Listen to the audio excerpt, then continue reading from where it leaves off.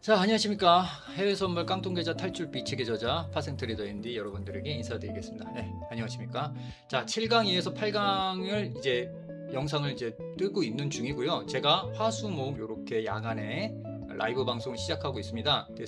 그래서 따로 제가 동영상을 촬영하지 않고 장중에 20시부터 22시까지 제가 라이브 방송을 하거든요. 강의도 하고 진입 자리도 드리고 하니까 관심 있는 분들은 라이브 방송 오셔서 같이 공부하시면 됩니다. 그리고 수요일 날에는 이렇게 강의 내용을 제가 녹화해서 다시 편집해서 올려드릴 거니까 혹시라도 못 보신 분들은 오셔서 계속 보시면 됩니다.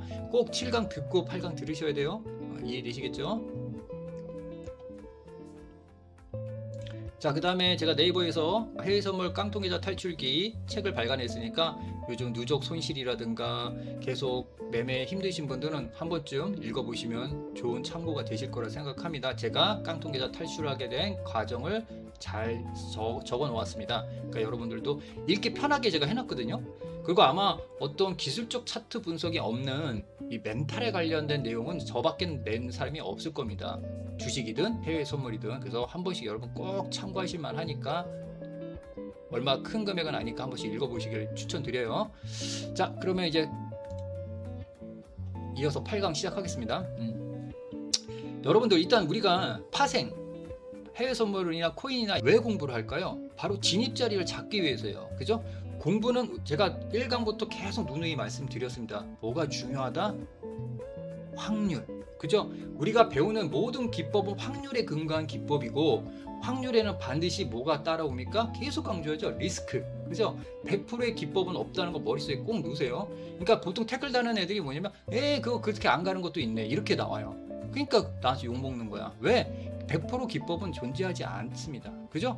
그래서 여러분들, 이 추세선 긋는 거, 수평 지지대 긋는 거, 이거 여러분들 되게 어떻게 보면 어떤 사람들 보면 그냥 쉽게 막 그거 안 돼요. 여러분들, 선 하나하나 긋는 게 여러분의 돈자리고, 내가 진입할 수 있는 자리를 찾기 위해서 추세대와 수평 지지대 각종 추세선을 그리는 거예요, 여러분들. 근데 이걸 되게 간단하게 생각하고 대충 그어 놓더라고.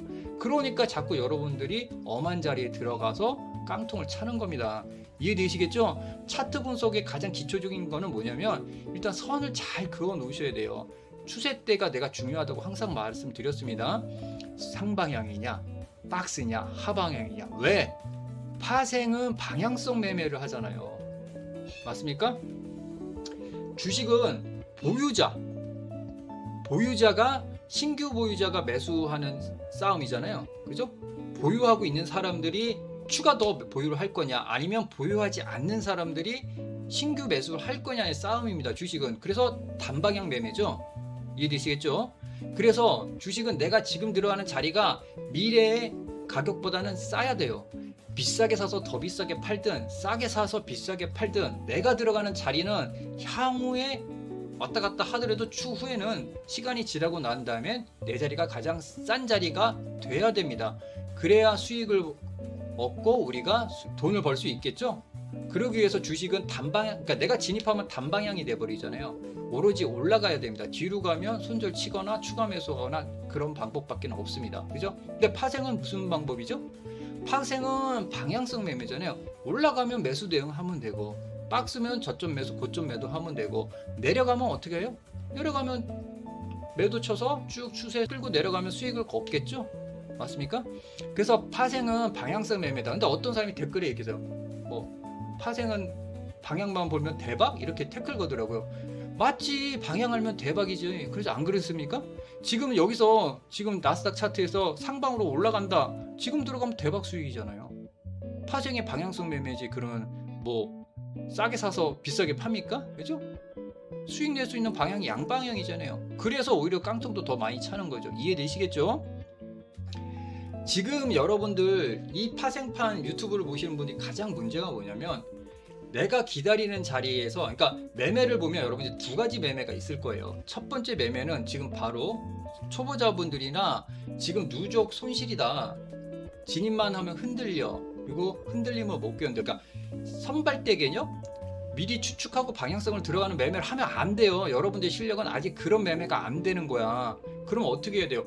추세대와 지지저항을 잘 잡고 내가 매수를 보고 뭘 지지해서 될 수 있으면 매수를 하려고 하고, 내가 매도를 볼 거면 저항대에서 매도를 보려고 해야 됩니다. 이런 매매로 해서 승률이 좋아지고 계좌가 자꾸 수익이 나면, 그러면 그 다음에는 실력이 자연스럽게 업그레이드 되면서 내가 자신감이 생기기 때문에 큰 방향에 확신이 생겨요. 그러면 먼저 지지와 저항 아니더라도 그 중간쯤 어디에서 내가 들어가 놓고 선발대 개념으로 들어가서 대응이 될 수가 있거든요. 근데 여러분들이 계속 누적 손실이고 들어가면 흔들리고 뭐 누군가 방송하는 사람한테 기대해야 되고 막 이러는 사람들이 어떻게 그런 매매를 합니까? 그렇게 매매하니까 계속 깡통을 차는 거예요. 그런 매매는 무슨 매매입니까? 여기서 바로 도박성 매매를 하는 거예요. 그거는 내가 확률에 근거한 기법대로 매매하는 게 아니라, 그죠? 그냥 누가 따라하는 거니까 쟤 좀 잘하는 놈 같은데 매수하고 매수 그냥 들어가는 거잖아요.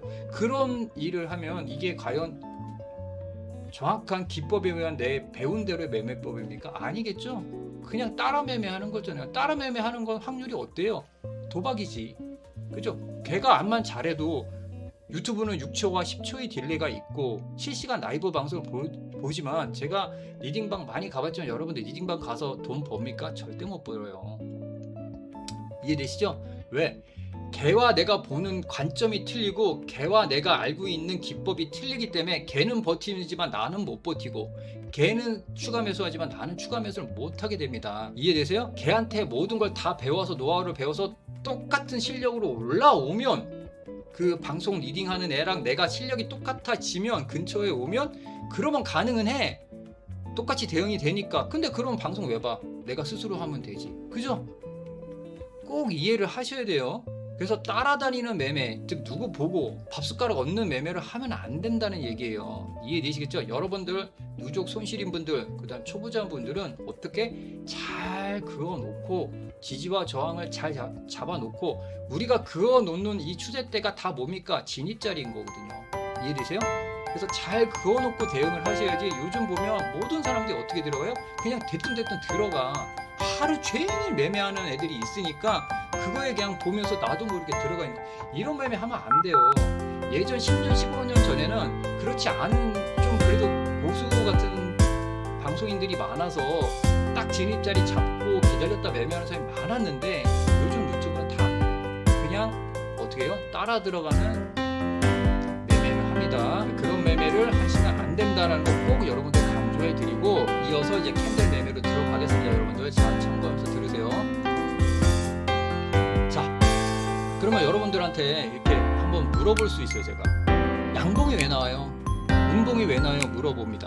그러면 대답할 수 있는 사람이 있을까? 제 방송을 좀 오래 보신 분은 대답해요. 왜냐면 내가 방송에서 얘기를 했기 때문에. 근데 이제 처음 보시는 분들이나 아니면 왔다 갔다 하다 이제 들으시는 분들 한번 자기가 물어보세요. 방송하는 애들 가서 뭐 쌤이라고 맨날 하는 애들 있잖아. 가서 물어보세요. 양봉 왜 나와요? 음봉 왜 나와요? 물어보세요. 대답할 수 있을까요? 이럴걸요? 나오니까 나오지, 이런 대답할 수 있는 사람이 태반일까? 그냥 캔들에서 나오니까 나오는 겁니다. 그 다음에 조금 공부한 사람이 양봉 나오는 이유는 시가가 저가고 종가가 고가다. 이게 양봉이잖아요.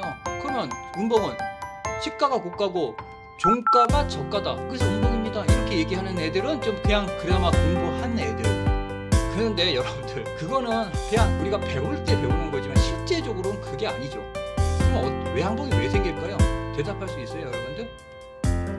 양봉이 생기는 이유, 아까 내가 파생한 방향성 매매라고 했고, 주식은 보유자와 보유하지 않는 자의 매매 싸움이라고 했죠. 파생은 뭘까요? 해외성에서 코인이나 파생은 뭐예요? 자, 매도하는 사람과 매수하는 사람들이 싸우는 거잖아요. 이해되십니까? 매수하는 사람이 많으면 어떻게 돼요? 매도자를 이겨버리면 양봉이 나오는 거겠죠. 반대로 매도자들이 많아져서 매수자를 눌러버리면 음봉이 나오겠죠. 그게 아까 말한 그 학술적인 거, 시가, 고가, 종가, 저가 뭐 이런 거, 이 얘기를 그렇게 우리가 공부를 하면 차트 분석이 안 되는 거야. 여러분들 개념을 확실하게 들어가야 돼요. 양봉이 생기는 이유는 매수자가 매도자를 압도하기 때문에 양봉이 나오는 겁니다. 그래서 캔들은 뭡니까? 매수자와 매도자들의 싸움의 결과물이 캔들인 거예요. 그 결과물로 양봉이 나오느냐 아니면 음봉이 나오느냐, 이해되십니까? 이 개념으로 머리를 넣어놓고 차트를 보면 차트가 달리 보인다는 겁니다, 여러분들. 그냥 양봉 나니까 양봉, 음봉 나니까 음봉이 아니라 양봉과 음봉이 나오는 이유는 매수자와 매도자의 치열한 싸움이다 이 얘기예요. 그 결과물로 양봉이 나오고 음봉이 나오는 겁니다. 이해되시겠죠? 이렇게 개념을 넣고 봐야 우리가 순식간에 움직이는 이 차트에서 실시간으로 우리가 분석을 하면서 대응을 하지. 안 그러면 대응이 안 돼요. 그 어떻게 그 수많은 캔들을 다 외워서 어떻게 양음양이랑 여기 장대양보 사음보 양양 갭티 뭐 이런 거 다 줄줄줄 외우면서 대응하실 거예요? 대응도 안 돼. 그죠? 근데 개념을 딱 넣어놓고 우리가 차트를 바라보면 달리 보입니다. 그렇게 돼서 좀 더 발전하면 뭐냐면 차트의 힘의 논리를 딱 보여요. 아, 지금의 이 차트가 힘이 상방향이냐 박스냐 우하향이냐를 딱 볼 수가 있고 거기서부터 타점을 잡기가 조금 더 수월해져요.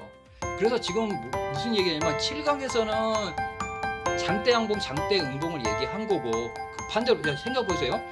양봉이 작은 거는 힘이 세요 작아요? 매수자들이 조금 들어온 거잖아.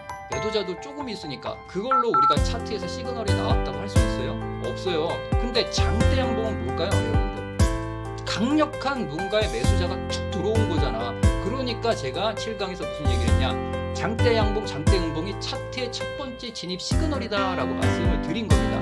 이해되시겠죠?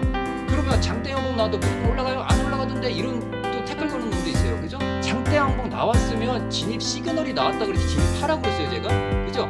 진입 시그널이 나온 이후부터의 캔들을 보면서 내가 진입 타점을 잡는 겁니다. 이해되시겠습니까? 무조건 들어가라는 게 아니라 예전에는 적산병 나오면 무조건 매수인데 요즘은 적산병 나온다고 따라 들어가면 어떻게 돼요? 눌림목에 손실나요. 눌림을 기다리는 거잖아요. 그래서 피보나치 수열 써서 3825, 618 해갖고 38이면 상승해, 중심값이면 이중바다, 그냥 618까지 내려면 저점 깨지시는 하락엔 대비 이렇게 우리가 배우잖아요. 이해되십니까? 첫 번째 시그널이 나왔다는 거지 그 이후에 진행된 캔들을 잘 분석해야 돼. 이거는 제가 10강에서 해야 될 조합법에서 다 설명해 드릴 거예요. 그렇기 전까지 지금 빌드업 과정을 가는 겁니다. 이해되시겠죠? 차트가 읽어오시면 캔들은 매수자와 매도자의 결과물이다. 이거 되게 중요한 거니까 머리에 꼭 넣고 계세요. 장대 양봉 장대 음봉은 뭐다? 차트에서 첫 번째 진입 시그널이 나온 거다. 자, 그 다음에 양봉 음봉 얘기했고, 그 다음 매수자와 매도자의 싸움의 결과물이라는 거 분명히 말씀드렸고, 장대 양봉 장대 음봉은 차트의 첫 번째 진입 시그널이다 말씀을 드렸습니다. 자, 그럼 윗꼬리, 여러분들 윗꼬리가 뭘까요? 윗꼬리는 뭐예요? 여러분들 윗꼬리가 왜 나오죠? 고점에 매도세잖아. 꼬리가 나왔던 이걸 분차트로 우리가 보면, 이 양봉의 윗꼬리 분차트를 보면, 자, 시가에서 시작했어요. 쭉 올라가다가 고점에서 어떻게 돼요? 매도세가 나온 겁니다. 그래서 시가보다 위에서 끝나면 분차트가 이런 양봉의 영망치가 생기는 거죠. 그죠? 근데 쭉 내려와서 시가를 이탈해서 들어오면 어떻게 돼요? 이쪽 음봉의 영망치가 생기는 겁니다. 따라서 윗꼬리가 우리가 나왔다고 하면 개념을 이렇게 누구시면 돼요. 뭐다? 고점에 대한 매도세, 즉 많이 올라왔으니 밑에서 산 사람이 팔든 아니면 기다리고 있다가 고점이다 생각해서 저항대에서 매도를 치든 뭐가 존재한다? 고점에 매도세가 존재한다라고 우리가 읽어주면 되는 거예요. 이 개념을 넣고 계셔야 돼요. 이 영망치 캔들이 주식으로 가면 뭐냐, 칼등 강도라고 얘기를 하는 사람이, 칼등 강도로 저 배웠거든요. 이땡땡 사이트에 계십니다. 이 칼등 강도가 뭐예요? 칼등 강도 내 돈 뺏는 거잖아. 영망치가 많이 있는 주식 차트를 잘 노려서 매수를 잘하면 뭐가 되는지 아세요? 급등주를 먹을 수 있습니다. 그러면 매수자들한테는 좋지 않은 캔들이잖아요. 이해되세요? 그죠? 윗꼬리가 나오는 거는 매수자들한테는 좋지 않은 캔들인데, 이게 매수자들한테 좋은 때가 있어요. 어느 때 좋을까요, 여러분들? 여기 있죠? 어느 때 좋을까? 이런 것들 여러분들이 생각을 한번 해보시는 거예요. 윗꼬리가 나온 고점에 매도세가 존재했을 때 좋을 때가 언제 있을까? 스스로 이거 답을 찾아내야 되거든요. 원래 뭐가 있을 때? 매물대가 존재할 때가 좋겠죠. 매물대가 여기에 있으면 어때요? 좋지. 왜? 매물대 소화 과정을 겪는 거거든요. 이걸 주식으로 하면은 저항권에 대한 소화 과정을, 그러니까 매물 해소를 한다는 얘기예요. 근데 이건 파생에서도 비슷해. 왜냐면 앞점 고점이 이렇게 존재하고 있을 때 물려있던 애들이 내려갔다가 다시 쭉 올라오면 여기서 일단 탈출을 하잖아. 물론 개인들의 성향에 따라서는 나는 먹고 팔 거야 하고 버티는 사람도 있지만 평균적으로는 대부분 크게 물렸다가 다시 본점 근처에 오면 탈출하려는 경향이 셉니다. 고생을 많이 했기 때문에 끌고 못 가요. 그죠? 본점에서 던져요. 그러니까 어떻게 되겠어요? 요 매물 소화 과정을 잘 거치고 나면 다시 상승할 수 있는, 매수자들이 좋은 차트를 만들 수 있는 캔들인 거죠. 이해되시겠죠? 물론 거기서도 우리가 디테일하게 들어가면 요 꼬리 위에서 계속 캔들이 나오는 게 좋고, 최소한 요 저점을 안 깨는, 특정 지지대를 안 깨는 그런 패턴을 갖고 계속 가면 다시 상승할 수 있구나라고 우리가 상상할 수 있는 겁니다. 예측할 수 있는 거죠. 대응하는 게 아니라 예측할 수 있습니다. 이해되시겠죠? 이게 지금 실시간 방송으로 지금 제가 동영상을 뜨는 거라 말이 약간씩 좀 흔들리는 거 좀 감안 좀 하세요. 이해되시겠죠? 그러니까 윗꼬리는 뭐다, 그냥 이렇게 외우시면 돼요. 아, 고점에 대한 매도세가 있구나, 존재하는구나. 저항이든 그게 특정 매물대가 있든 간에 아, 고점 매도세가 존재하네 라고 우리가 차트를 읽어주는 겁니다. 그러면 여러분들 이거 신고가에서 이런 영망치가 나오면 좋아요, 안 좋아요? 안 좋지. 매도자들한테는 좋은 캔들이지만 매수자들한테는 안 좋은 캔들이 됩니다. 왜 안 좋을까요, 여러분들? 신고가에는 매물대가 있고 저항대가 있어요? 없죠? 신고가는 매물대가 없어요. 조금만 매수자가 들어도 가야 돼요. 이해되십니까? 근데 저렇게 영망치가 나오면 우리는, 선수들은 긴장합니다. 뭐라고? 매수하시는 분, 선수들은 긴장합니다. 밑에서 끌고 오거나 매수를 신규로 들어가는 사람은 고점 친구가 오나? 라고 일단 관망세를 유지해야 되는 겁니다. 이해되시죠? 신고가에서 나왔을 때는 매수자한테는 안 좋다. 그러나 매수자리 좋을 때는 어떻게? 매물대가 있거나 저항이 있으면 좋은 캔들로 바뀔 수 있다라고 우리가 인정해주면 되고, 윗꼬리는 고점에 대한 매도세가 존재하는구나 라고 우리가 개념을 딱 넣어주시면 됩니다. 이해되시겠죠? 자, 그러면 저점 밑꼬리는 뭘까요? 이것도 우리가 분차트로 얘기하면 이 시가에서 쭉 했죠? 그죠? 빠졌다가 쭉 다시 올라와서 이 시가보다 높이 끝나면 망치형, 양봉의 망치형이 나오는 거고, 반대로 그죠? 시가보다 더 쭉 빠졌다가 시가로 회복 못하고 끝나면 어떻게 돼요? 음봉 망치형이 됩니다. 이거 분차트 이거 모르는 사람도 꽤 많더라. 그죠? 이렇게 분차트가 형성이 되는 거예요. 이게 30분 봉이면 1분 봉으로 보면 이런 캔들이 나오는 거고, 시간봉이면 뭐 3분 봉 보든 5분 보든 이런 캔들이 분차트로 이런 형성이 됩니다. 이해되시죠? 1분 봉이면 초 단위로 봐야겠지. 이해되시죠? 밑꼬리는 뭐다? 저점에 대한 매수세가 존재하는 거예요. 이해되시겠죠? 윗꼬리랑 반대 개념으로 우리가 개념을 딱 넣어놓으면 됩니다. 이해되시겠죠? 그러면 매도자들은 어떻게 돼요? 밑꼬리가 자꾸 생기면 조심해야지. 저점에서 누군가 자꾸 들어와서 봤네? 매수자들이 살아있네? 살아있네? 이런 게 되는 거죠? 그래서 매도자들은 일단 익절을 하거나 또는 신규 매도 진입을 안 해야지. 매수자들은 저 꼬리가 계속 나오면서 특정 지지대를 잘 지지하고 있으면 어떻게 돼? 한 번 정도는 꼬리 끝점에 컷을 잡고 매수 타점을 노리면 되는 거예요. 이해되시겠죠? 개념 자체를 밑에 매수세가 좀 살아있네 라고 딱 잡으시면 됩니다. 개념을 이렇게 놓고 캔들을 봐야지 여러분들이 쉽게 분석이 되지, 외워갖고는 안 돼요. 이해되시겠습니까? 그래서 지지권에서 나올 땐 가장 좋은 모습이라는 거죠. 그런데 신기하게도 이거 신고가에서 이 밑꼬리가 나오는 게 여러분 좋을까요, 안 좋을까요? 한번 생각해 보세요. 신고가 저항의 매물대가 없는데 일단 약하다는 거예요. 왜? 쭉 꼬리가 달렸잖아. 매수세가 생겨서 꼬리가 쭉 나오긴 했지만 신고가는 일단 매도세도 존재한다는 의미예요. 존재한다는 거는 많이 올랐으니까 누군가는 익절하고 싶은 그 모습이 캔들로 저 꼬리로 나타나는 거죠. 조금 더 가더라도 고점이 나오더라고요. 평균적으로 보면. 물론 100%는 아닙니다. 세게 더 갈 수는 있어요. 하지만 윗꼬리든 밑꼬리든 신고가에서 나오는 건 별로 안 좋아요. 가장 좋은 건 그냥 단봉으로 계속 가는 게 가장 좋습니다. 신고가에서. 이해되시겠죠? 자, 이렇게 해서 오늘 윗꼬리 아랫꼬리까지는 강의를 마쳤습니다. 자, 윗꼬리는 저항권 매도세가 있고 고점에 매도세가 존재하고, 밑꼬리는 밑에 있는 꼬리는 저점에 대한 매수세가 존재하는구나 라고 여러분들이 개념을 이해하시고, 다음번 9강에서는 어떤 캔들이 나오겠습니까? 당연히 윗꼬리 아랫꼬리 같이 있는 캔들, 즉 저는 이걸 흰겨루기 캔들이라고 팁을 드릴 수 있겠고, 그 다음에 도찌, 뭐 티 이런 거는 뭐라고? 눈치 보기 캔들, 그죠?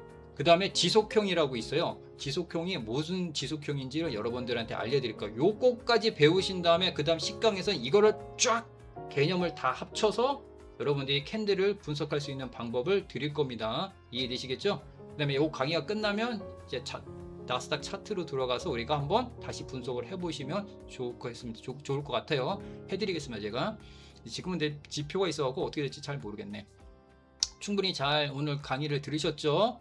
다 아는 강의일 수도 있어요. 하지만 저는 뭐를 또 강조하죠? 개념 강조를 좀 많이 합니다.